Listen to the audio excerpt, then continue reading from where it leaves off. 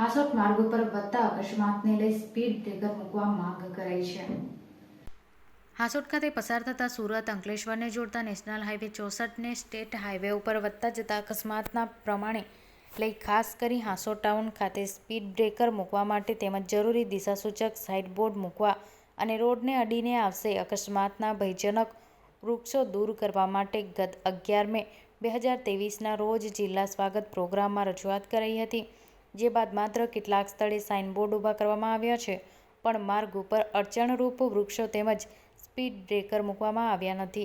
Hansot station road, હાસોટથી Ankleshwar અને અંકલેશ્વરથી હાસોટ થઈ સુરત જતો નેશનલ હાઈવે 64 આવ્યો છે, જ્યાં તમે સરકારી કચેરી, બસ ડેપો સહિત તમામ મહત્વની કચેરી અને શાળાઓ આવેલી છે, ત્યારે રોજના હજારો લોકો પસાર થાય છે। આ વચ્ચે હાસોટ સર્કલ ઉપર ભારદારી વાહનો અને બસો પણ પસાર થઈ હોય છે, ત્યારે અકસ્માતની ભીતિ વધી જતી હોવા છતાં અહીં સ્પીડ બ્રેકર મૂકવામાં આવ્યા હતા। આજ હવે અંકલેશ્વરના સજોદ ખાતે સ્પીડ બ્રેકર મૂકવામાં આવ્યા છે, પણ હાસોટ જેવા તાલુકાનું વડું મથક હોવા છતાં,